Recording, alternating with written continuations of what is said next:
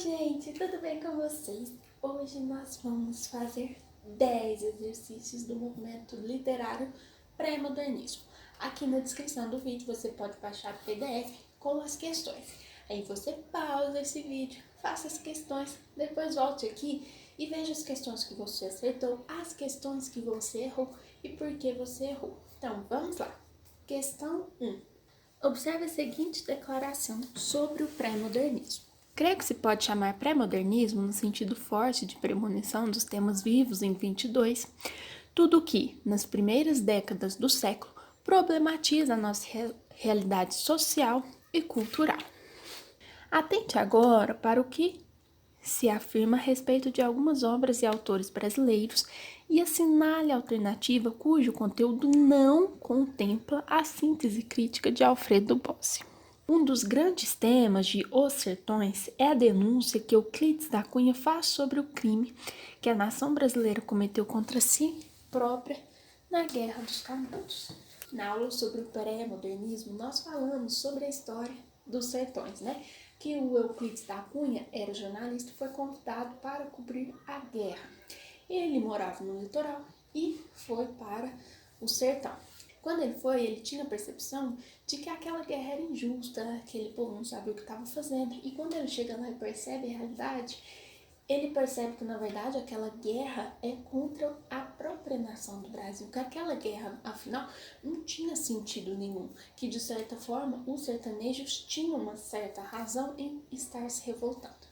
Então, nos sertões tem essa contraposição entre os valores do homem do litoral e os valores do homem sertanejo. Então, essa alternativa está correta. Vamos procurar a que não está de acordo com o textinho. Monteiro Lobato imortalizou o personagem Jeca Tatu, transformando-o no símbolo do caipira subdesenvolvido que vive na indolência e pratica sempre a lei do menor esforço. Exatamente. O Jeca Tatu é esse personagem que exemplifica a precariedade que viviam os trabalhadores no interior. Mário e Oswald de Andrade notabilizaram-se como os grandes líderes da Revolução de 22 e, portanto, no processo de ruptura em relação à tradição intelectual. Não houve bem uma ruptura com a tradição intelectual, libertando a literatura brasileira da calmaria que se encontrava. Não existia uma calmaria na literatura brasileira, porque já tinha indícios, O realismo rompeu de certa forma, porque ele trouxe a crítica da realidade, a crítica social para a literatura, que é uma característica que vai ser ampliada no modernismo. Então, essa é a nossa afirmativa errada. Vamos ver a D. Lima Barreto expressou sempre o inconformismo face às injustiças sociais e na obra Triste Fim de Policarpo Quaresma construiu uma imagem caricata do Brasil com todas as suas contradições. Exatamente. Na aula sobre o pré-modernismo, a gente falou sobre essa obra. Em Os Sertões, Euclides da Cunha opõe o homem do sertão ao homem do litoral, acentuando-lhes as diferenças econômicas e socioculturais. Sim, é o que eu falei quando estava comentando a alternativa A. Então, ficamos com a alternativa C. Vamos para a questão 2. Lendo o primeiro enunciado. Assinale a alternativa correta sobre esse poema. Então, é uma questão de interpretação. Leia o poema seguinte intitulado A Ideia, de Augusto dos Anjos. De onde ela vem?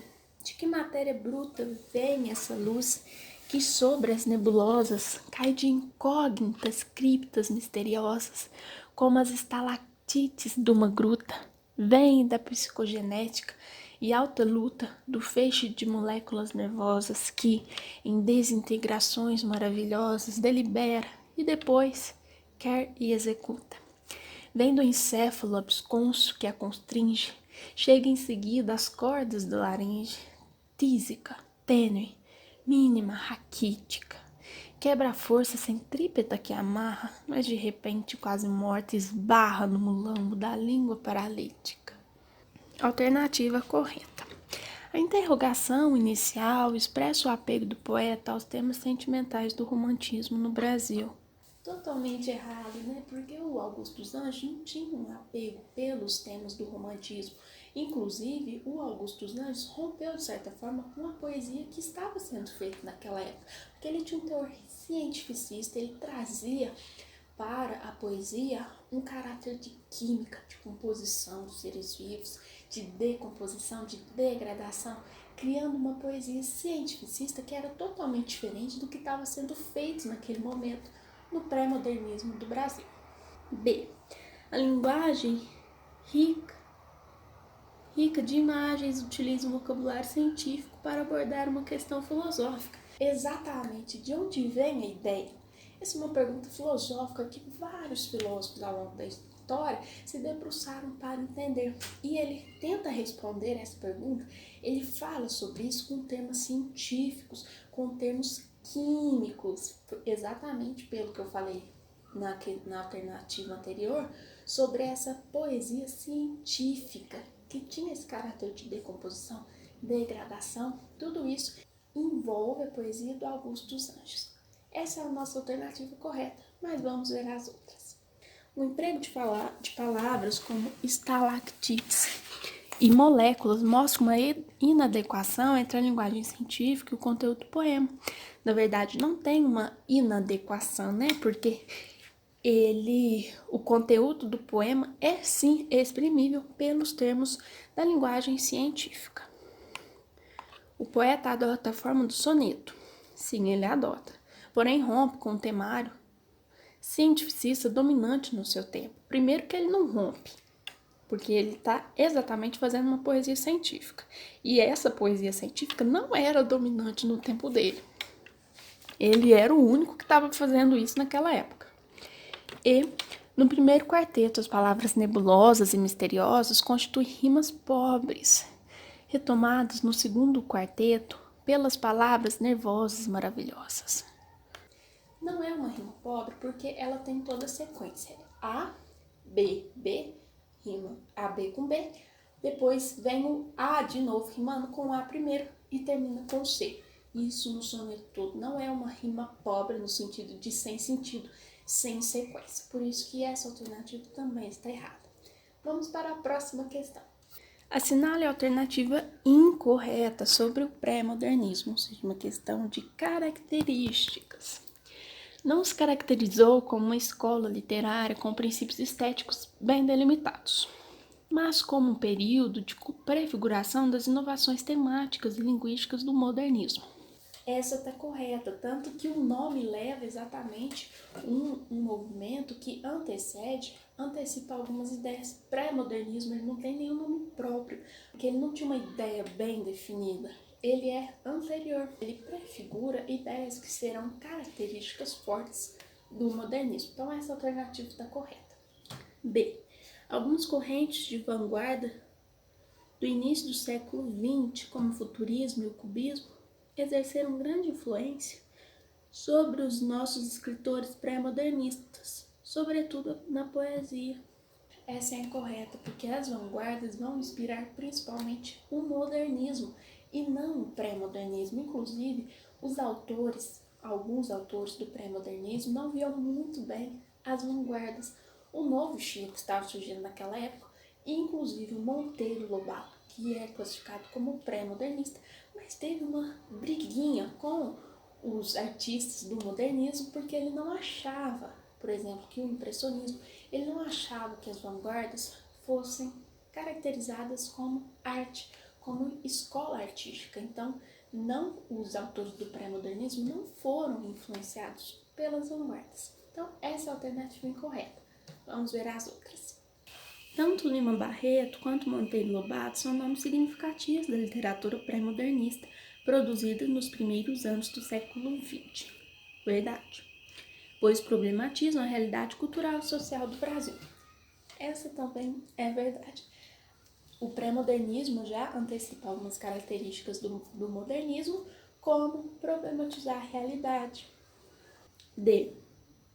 Euclides da Cunha, com a obra Os Sertões, ultrapassa o relato meramente documental da Batalha de Canudos para fixar-se em problemas humanos e revelar a face trágica da nação brasileira.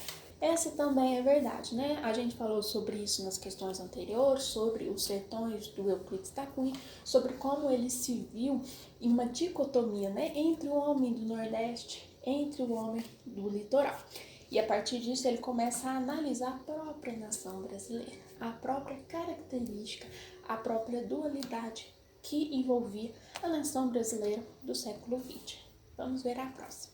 Nos romances de Lima Barreto, observa-se, além da crítica social, a crítica ao academicismo e à linguagem empolada e vazia dos parnasianos, traço que revela a postura moderna no escritor. Exatamente. O modernismo vai fazer mais essa brincadeira, né? Vai criticar mais os parnasianos, falando que eles estavam muito preocupados com questões supérfluas, né? De linguagem rebuscada, de apreço à perfeição formal. E o Lima Barreto já vai antecipar essas características, fazendo crítica aos parnasianos. Então, nós ficamos com a alternativa B. Vamos para a próxima questão. 4. Enem. Lendo primeiro o enunciado. Em consonância com os comentários do texto 2, acerca da poética de Augusto dos Anjos, o poema O Morcego apresenta-se enquanto percepção de mundo como forma estética capaz de... Então vamos entender o poema do Augusto dos Anjos. O Morcego. Meia-noite.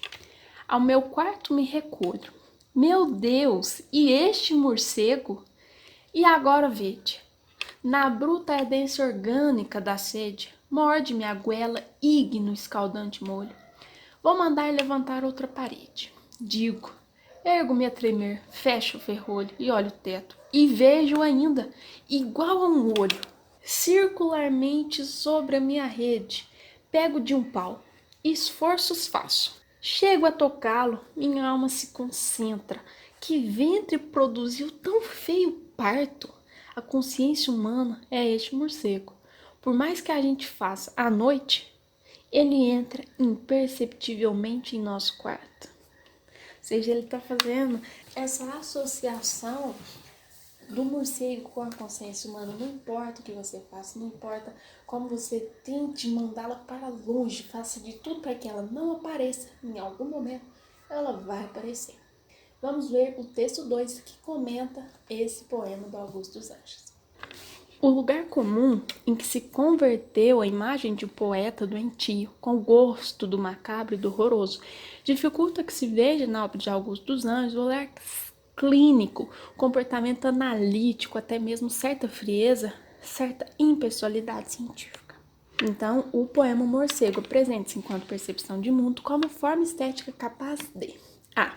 Reencantar a vida pelo mistério com que os fatos banais são revestidos na poesia. Ele parte de um fato banal, mas para fazer uma associação com a consciência humana, ele não pega um fato banal e tenta tornar ele extraordinário em si mesmo. Ele transcende o fato banal. Por isso que não é essa alternativa. Expressar o caráter doentio da sociedade moderna por meio do gosto pelo macabro. É exatamente essa alternativa que o texto 2 está criticando. Às vezes esses temas são mais perceptíveis, chamam mais atenção do que o que ele realmente faz, o olhar analítico de análise que ele faz da própria sociedade. Então não é o tema macabro que é o foco da poesia, mesmo que as pessoas, num primeiro momento, percebam só isso. E ele não está tentando expressar o caráter doentio da sociedade por meio de temas macabros. Ele não está falando disso, ele está falando de consciência humana. Não está fazendo uma crítica à sociedade. C. Representar realisticamente as dificuldades do cotidiano sem associá-lo a reflexões de cunho existencial. Ele fala sobre a dificuldade do cotidiano, que é exatamente expulsar o morcego, mas ele faz isso exatamente transcendendo para questões existenciais de consciência humana, como funciona a consciência humana. Isso é existencialismo, isso é filosofia. Então ele está fazendo exatamente isso e essa alternativa está falando o oposto do que ele está fazendo. D. Abordar dilemas humanos universais a partir de um ponto de vista distanciado e analítico acerca do cotidiano. Exatamente, ele analisa um ponto do cotidiano, um acontecimento, transcende para uma análise da consciência, para uma análise, um pensamento existencial. É conseguir a atenção do leitor pela inclusão de elementos das histórias de horror e suspense na estrutura lírica da poesia. Não tem nada a ver com a alternativa, ele não está incluindo história de horror na poesia. É a alternativa D. Vamos para a próxima questão. Questão 5, Enem. Ao descrever o Ateneu e as atitudes de seu diretor, o narrador revela um olhar sobre a inserção social do colégio, demarcada pelo... Vamos ver. Um dia, meu pai tomou-me pela mão. Minha mãe beijou minha testa, molhando-me de lágrimas os cabelos, e eu parti. 2 vezes fora visitar o Ateneu antes da minha instalação. Ateneu era o grande colégio da época, afamado por um sistema de nutrido reclame, mantido por um diretor que de tempos a tempos reformava o estabelecimento, pintando jeitosamente de novidade, como os negociantes que liquidam para recomeçar com artigos de última remessa. Ele está associando, o colégio com o aspecto de negócio, de mercadoria. Vamos ver, continuar a leitura. O Ateneu, desde muito, tinha consolidado crédito na preferência dos pais, sem levar em conta a simpatia da meninada, a cercar de aclamações o bombo vistoso dos anúncios.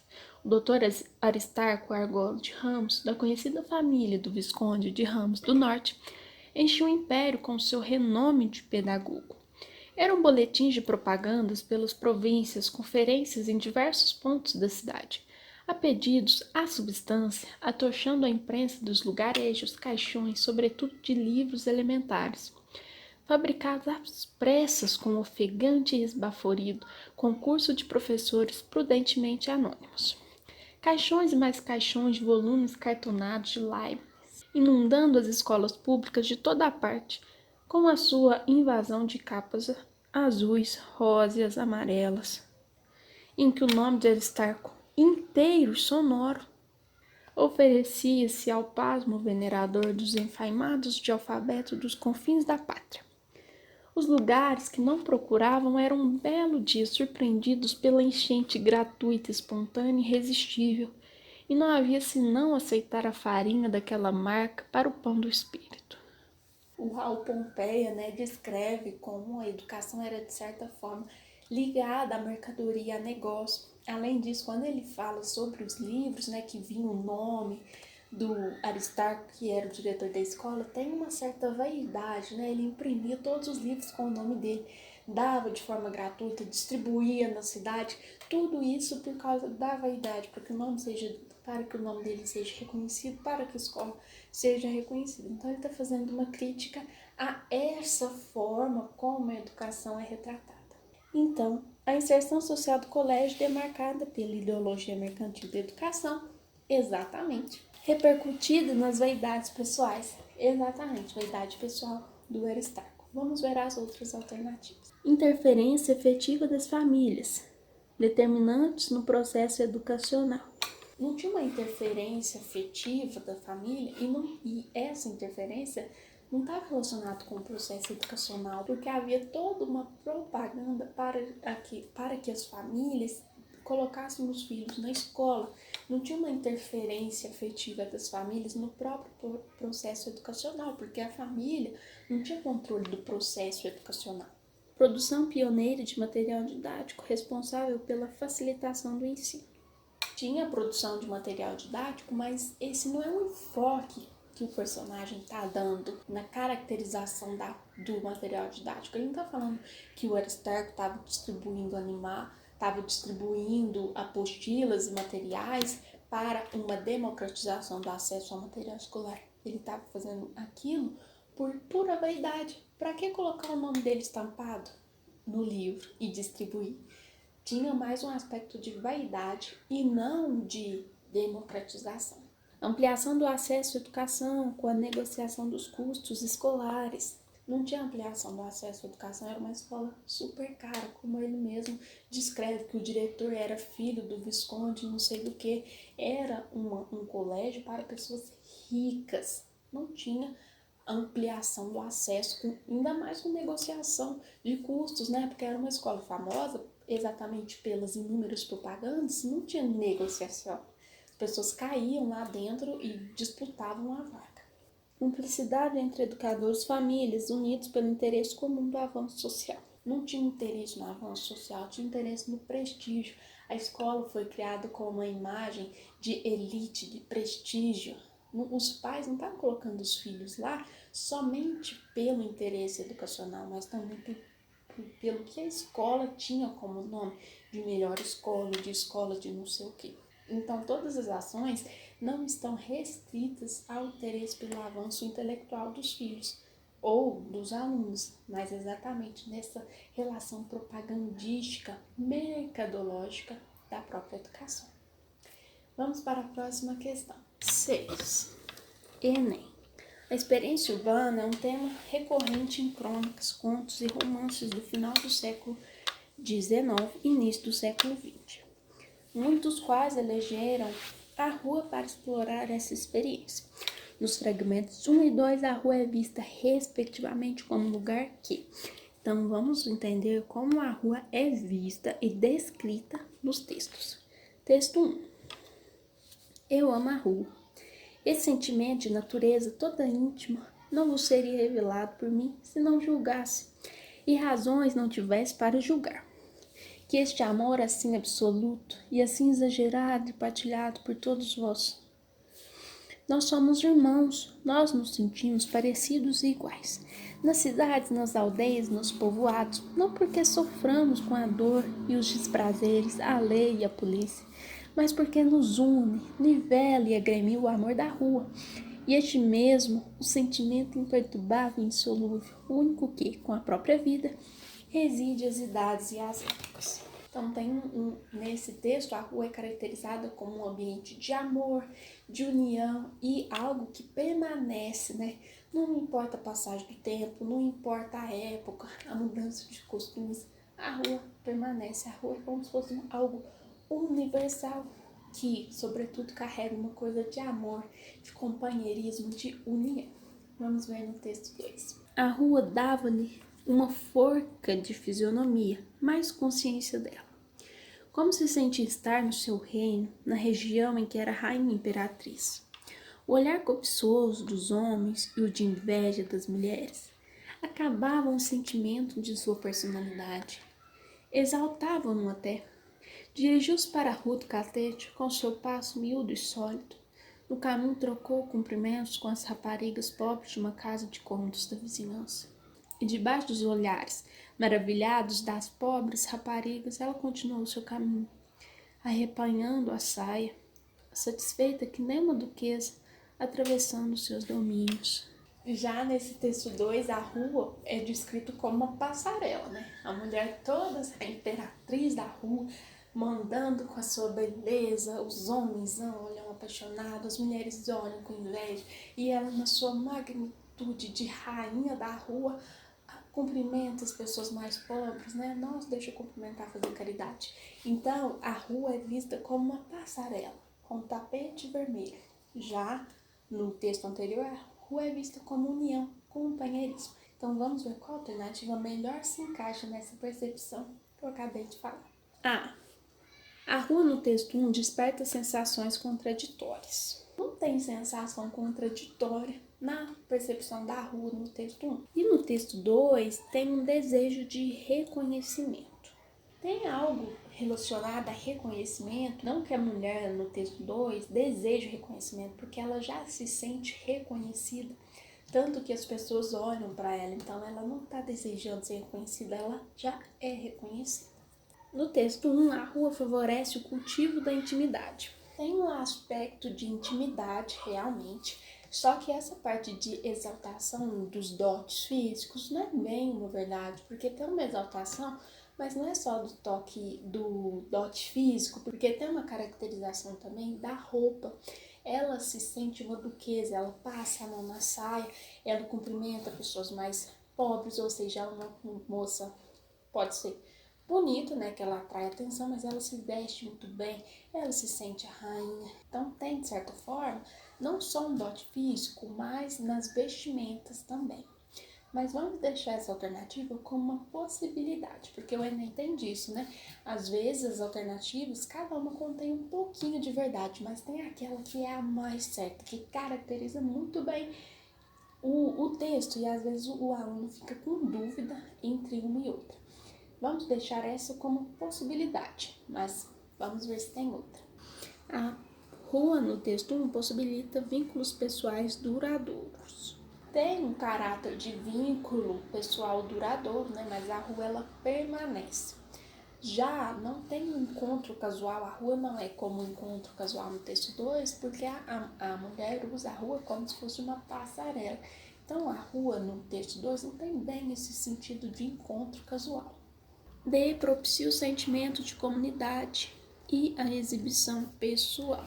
A rua no texto 1 propicia um sentimento de unidade e no texto 2 é exatamente essa exaltação pessoal da moça que está caminhando. Então, essa é a nossa alternativa correta, mas vamos ver a próxima. Promove o anonimato. Na rua 1 não tem uma promoção do anonimato. O foco da rua é essa questão de unidade, de comunidade. No texto 2, ela mostra uma segregação social, não é o pano de fundo, a rua a rua não é caracterizada como um ambiente de segregação, mas ela é caracterizada como um ambiente de passarela, de exibição pessoal. Então ficamos com a alternativa D, vamos para a questão 7. Enunciar. No último período do trecho há uma série de verbos no gerúndio. O verbo no gerúndio serve para dar essa ideia de acontecimento ao mesmo tempo da fala, de movimento. O gerúndio serve para dar essa dinamicidade para o texto. Contribuem para caracterizar o ambiente fantástico descrito expressões como camaronando, caranguejando, pequeninando e não mordendo. Criam principalmente efeitos de... Nem precisa ler, né? O texto acabei de dar a resposta da questão.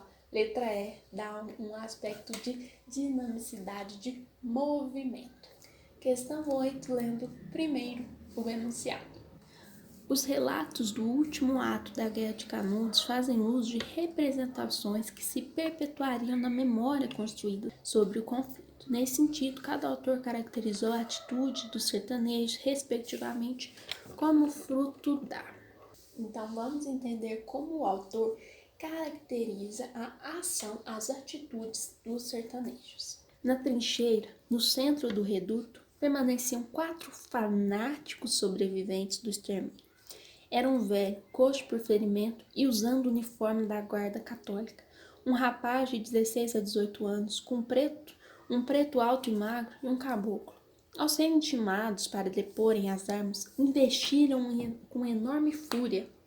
Assim estava terminado, e de maneira tão trágica a sanguinosa guerra, que o banditismo e o fanatismo traziam acesa por longos meses naquele recanto de território nacional. Exatamente, né? O fanatismo, a coragem, a bravura dos sertanejos, né? Porque sobraram 4 pessoas, todo mundo exterminado, e eles foram chamados para se render, para depor, e eles não continuaram lutando, né? Mostra essa bravura, essa coragem do sertanejo. Então, é esse aspecto que o autor está mostrando do sertanejo. A manipulação e incompetência. Não está falando que o sertanejo era manipulado ou incompetente. Ignorância e solidariedade. O sertanejo não tinha solidariedade. Não mostra que o sertanejo era ignorante ou que ele era solidário com os inimigos. Hesitação e obstinação. Os sertanejos não demonstram hesitação nesse texto. Esperança e valentia. Eles não têm uma esperança de vencer a guerra. Bravura e loucura. Essa é a nossa resposta, porque eles são corajosos, têm uma bravura, mas também um pouco de loucura, né? Porque 4 pessoas tentando vencer a guerra, continuando lutando, ao invés de se render, isso é um aspecto de loucura, de fanatismo. Então, essa é a nossa resposta. Vamos para a próxima questão. Na figura D, Monteiro Lobato criou o símbolo do brasileiro abandonado ao seu atraso e miséria pelos poderes públicos. Qual que é esse personagem? É exatamente o Jeca Tatu. Questão 10. Que lhe importavam os rios eram grandes, pois que fossem. Com essas frases, Policarpo Quaresma critica o sofisma que liga o tamanho dos rios brasileiros à grandeza moral da pátria brasileira. Esse tipo de sofisma ocorre quando se estabelece como relação arbitrária entre dois elementos independentes que são apresentados como essa ideia de por que o Brasil possui rios grandes, então ele, como consequência, é rico e grandioso, é um sofisma que está relacionado com a ideia de causa, consequência, efeito e causa. Então é a alternativa A. Esse foi o nosso vídeo de resoluções de exercícios do pré-modernismo. Se você gostou, deixe o seu gostei aqui e se inscreva no meu canal, que toda semana tem vídeo novo. Se você tem um pedido de vídeo, se você quer que eu faça um tema específico, se você ficou com dúvida em alguma questão, deixa aqui nos comentários que eu te respondo. Se você quer ver as aulas de todos os movimentos literários de Portugal e do Brasil, acesse essa playlist. Tchau!